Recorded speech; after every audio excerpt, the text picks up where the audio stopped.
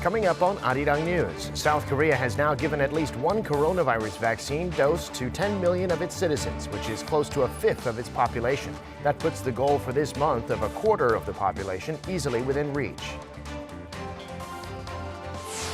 South Korea's big conglomerates come together to promote clean energy for the future with the formation of a hydrogen council to launch later this year, including Hyundai, steelmaker POSCO, and others. And U.S. President Joe Biden arrives in the UK to attend the G7 summit this weekend. Speaking to American troops there, he said the United States is back.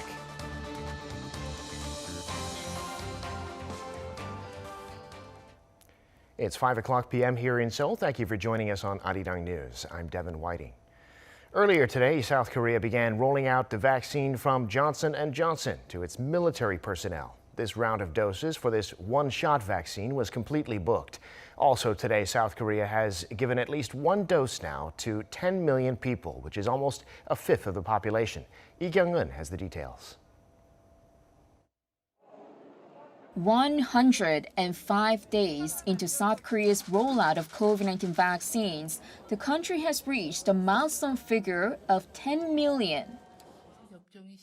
As of Thursday, 10,060,000 people have had their first jab, amounting to nearly 19.6% of the population getting at least one dose.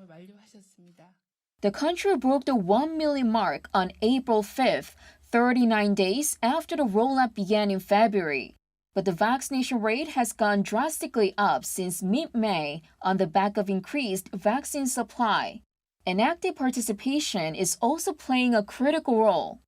More than 80% of those aged 60 to 74 eligible for the second quarter inoculation campaign have booked their shots and are currently getting them. As well as that, some 900,000 military-related personnel over the age of 30 have started their vaccinations on Thursday, receiving the Johnson & Johnson vaccine that's being rolled out in the country for the first time. The bookings for this one-shot vaccine were filled in just 18 hours. I luckily got a spot on the booking site. The inoculation also went quite smoothly. The line wasn't long and I don't feel any side effects. My friend also got the shot today. He had a fever but now says he's in good condition. I feel like things are really getting to the end.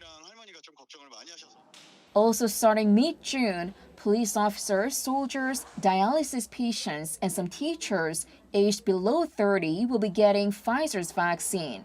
They were previously excluded from the AstraZeneca vaccinations due to risk of rare blood clotting.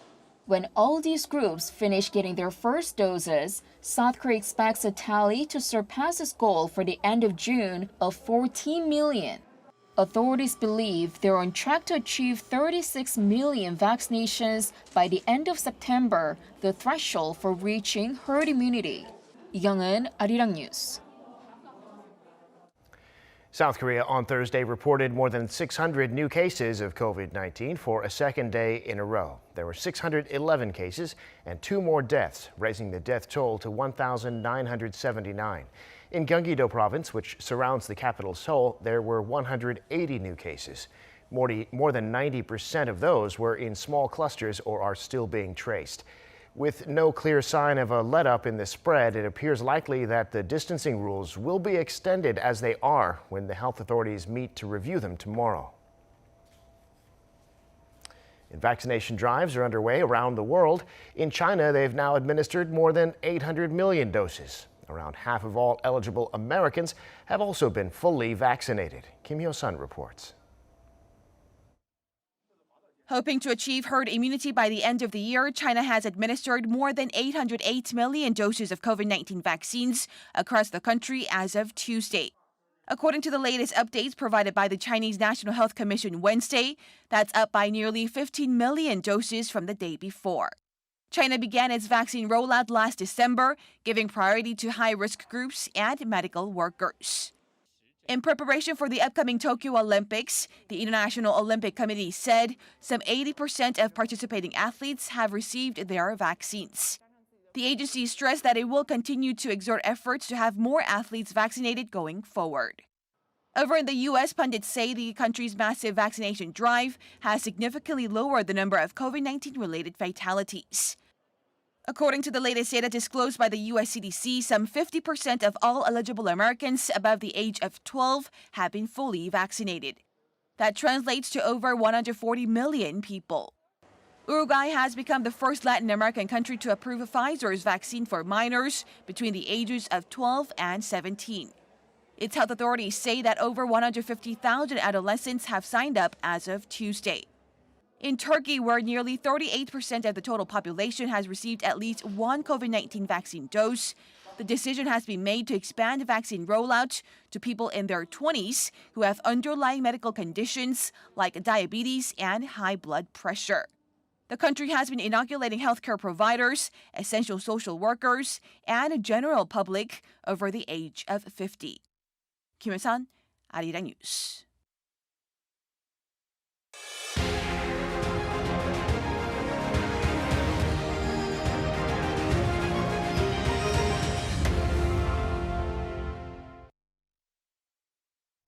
South Korea has declared the goal of achieving carbon neutrality by the year 2050. And in line with that, the country's eco-friendly industries are growing, like hydrogen energy.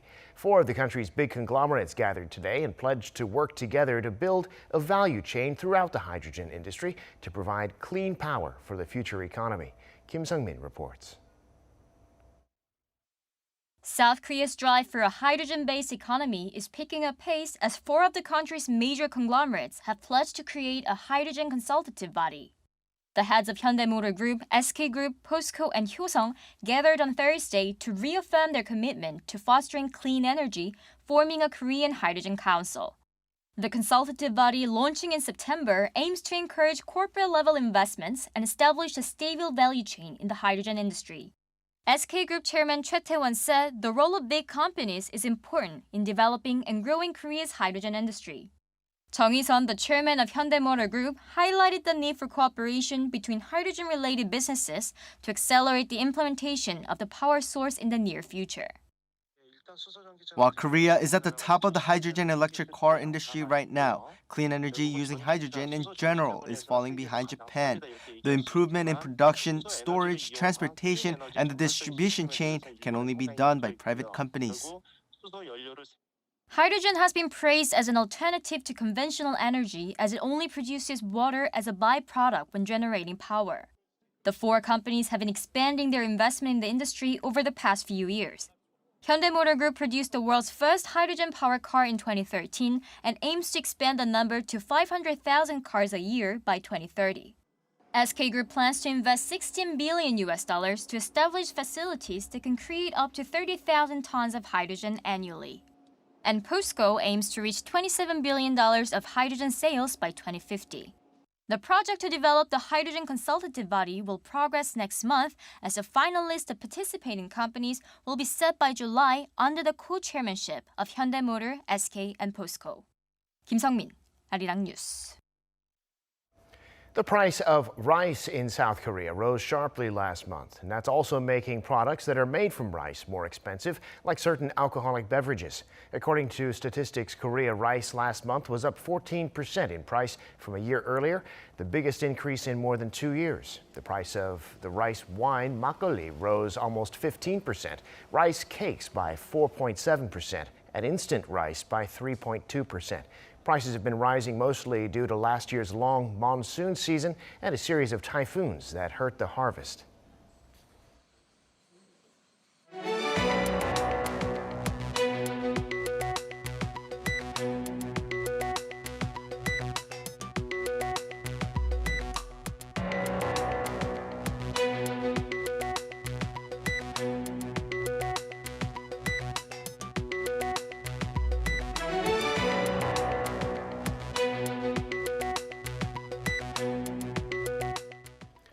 Time now for an in-depth look at the market news this afternoon, and for that I'm joined on the line by Dr. Kim Se-won, professor of economics at Ewha Women's University. Professor Kim, good afternoon. Thank you for coming on today. Good afternoon, Devin. Well, the World Bank is now calling for the global economy to grow by the most in almost half a century at 5.6%. This economic growth and recovery is happening primarily in wealthy countries, though, so it seems this will make inequality worse. Tell us about that and what's driving this extraordinary growth. World Bank expects the global economy will grow by 5.6% this year. And it is a very strong growth considering the lower base effect from last year's shrink from pandemic. Actually, it is the highest growth rate in almost 5 decades. Major factors behind this rapid growth are expansion of vaccine supply and aggressive fiscal stimulus in advanced economies. However, World Bank says that there will be a huge gap in economic recovery speed between high-income countries and not. All rich countries that have enough resources to provide vaccines and fiscal stimulus will recover the level of before the pandemic. But the low-income countries, only a third of them will recover to the level before the pandemic. So a high correlation there, rather, between the ability to procure vaccines and economic growth.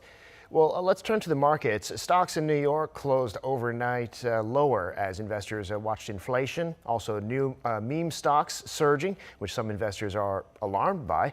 The S&P down almost 0.2%. The Nasdaq down about 0.1%. What's the story in the global markets?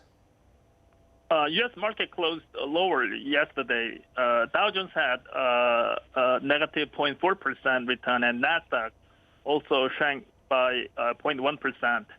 Actually, U.S. markets were quite slow with less trading volume yesterday. Investors are balancing their confidence in the economic reopening against the risk of higher inflation and higher tax. Such worries have contributed to a cautious view of the outlook for stocks in the future.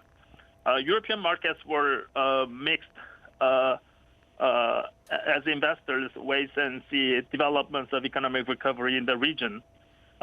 So the markets were moved ups and downs between negative 0.4% return of Frankfurt and 0.2% return of Paris.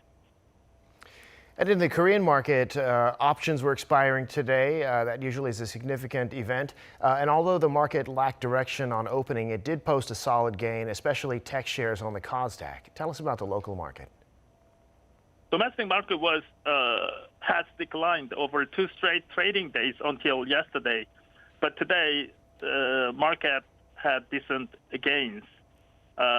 Today's so-called 2 witches day where, as you said, future option contracts matures at the same time, and it comes generally with more volatility. Kospi had 0.3% and Kosdaq had 0.9% return today. Particularly foreign investors became a market driver in both of Kospi and Kosdaq markets with aggressive purchase. But thanks to U.S. price level release tonight, the market rise in domestic market was limited. Well, zooming out a bit here for a minute, the price of raw materials and commodities has risen so much lately, but with so many factors at work, some analysts say it's hard to tell whether or not we are or are not at the start of a new super cycle. In any case, it's said that if material prices globally go up 10%, then Korea's consumer prices will go up by 2%. What do you see happening in terms of a super cycle? From the beginning of this year, commodity prices are surging, and most of them recovered the level before pandemic. Particularly, international oil price increased by over 200% in April. It is a huge increase, even though the price growth is exaggerated due to lower base effect of last year. Therefore, quite a few economists expect that there will be a super cycle in all commodity markets. But according to Bank of Korea's recent report on international commodity market, even though the market rebounds from its lowest point, it is driven by many mixed factors like economic recovery, supply disruption, and so on.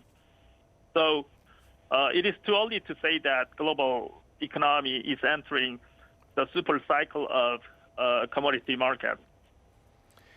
Right, in terms of exports, so far this year, Korea's have been remarkably strong. According to a survey of analysts by the Federation of Korean Industries, they think this good run could come to an end, though, in the second half of this year for certain areas like computers, petrochemicals, displays, and a few other sectors. Professor, tell us about that survey and what do you make of it and the export situation?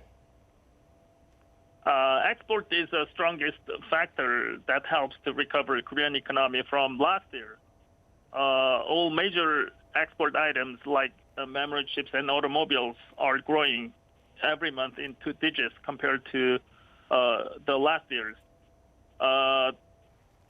According to the survey of analysts in security companies, export of memory chips and automobiles will continue to grow until the end of next year. However, exports of computers, petrochemicals, display, home electronics, and biohealth will be tame by the end of this year as global demands decline.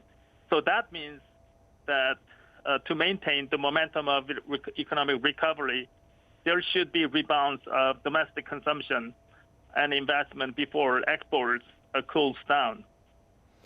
Yeah, semiconductors have been extraordinarily strong. I'll have to see if we do see that rebound or not domestically. Professor, we'll have to leave it there for today. Thanks so much for sharing your insights with us. We always appreciate it. Thank you very much.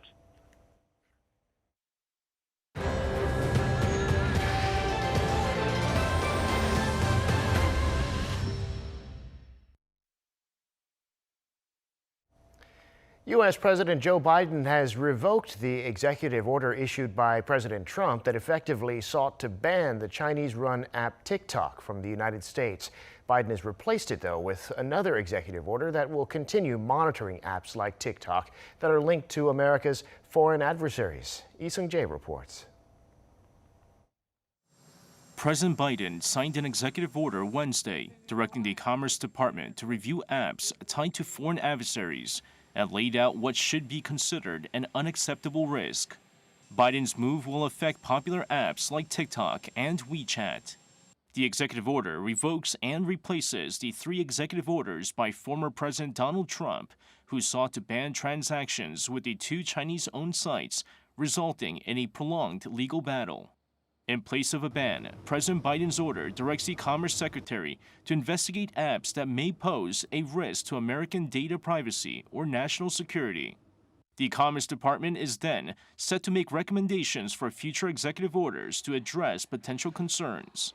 According to a senior administration official, the move is committed to promoting an open, interoperable, reliable, and secure internet while protecting human rights online and offline. While President Biden's executive order overrides the much harsher ban signed by Trump, pundits say the current administration wants to address challenges posed by China.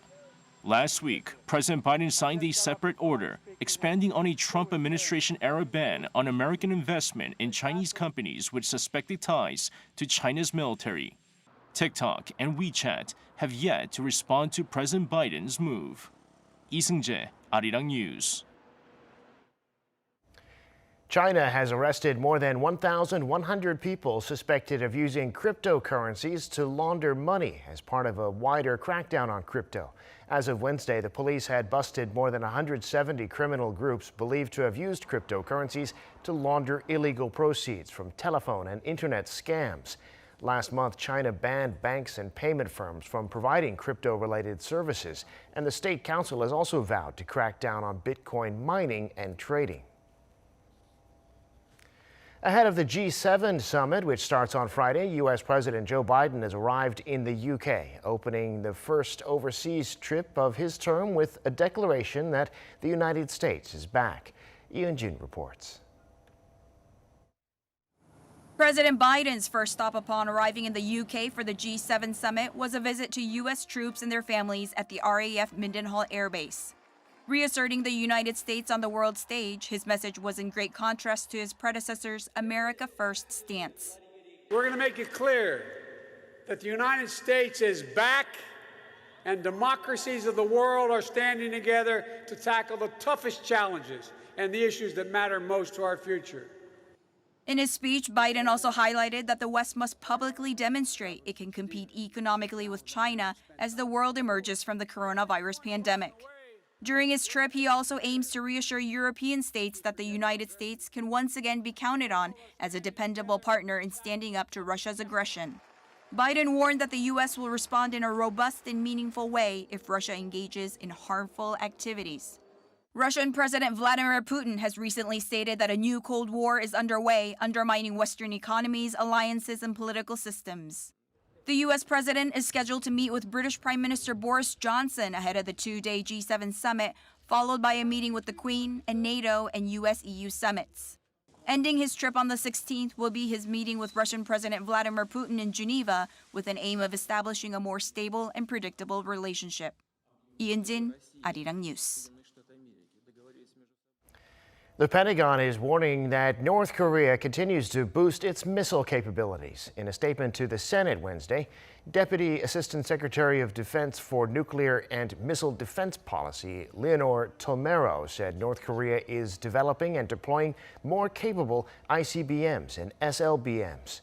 She added that the regime will pose an increasing threat and that it will try to drive a wedge between the U.S. and its allies. She also warned of rising threats from Iran, Russia, and China. Seoul and Washington have agreed to swiftly carry out what was agreed at the recent summit between Presidents Moon and Biden. That's according to South Korea's Vice Foreign Minister Choi Jong-gun, speaking in Washington after meeting with Deputy Secretary of State Wendy Sherman. He said they also agreed to try and resume talks with North Korea. Sherman briefed him on the supply chain report unveiled by the White House on Tuesday to bolster cooperation on key industrial products. They also discussed the G7 summit, Myanmar, and other global issues. President Moon Jaein has expressed his condolences to the families of the 9 people who died in Gwangju on Wednesday when a 5-story building collapsed. Another 8 people were injured. Today, President Moon ordered the local government as well as the Ministries of Land and Safety to provide medical aid to the injured and to help the families with the funerals. President Moon also ordered the police and the land ministry to thoroughly investigate what caused the building to collapse and to keep the injured and the families up to date on their findings. He also instructed officials to ensure that this never happens again.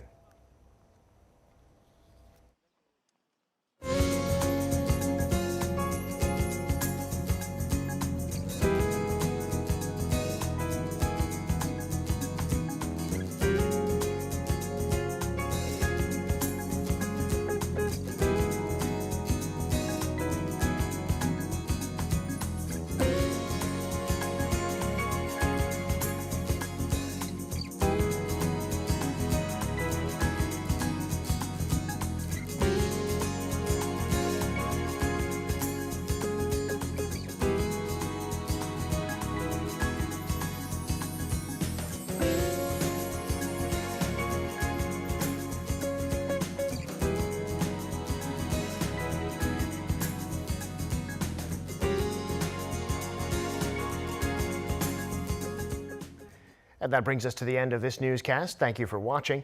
More live news coming your way at 7 p.m. Korea time.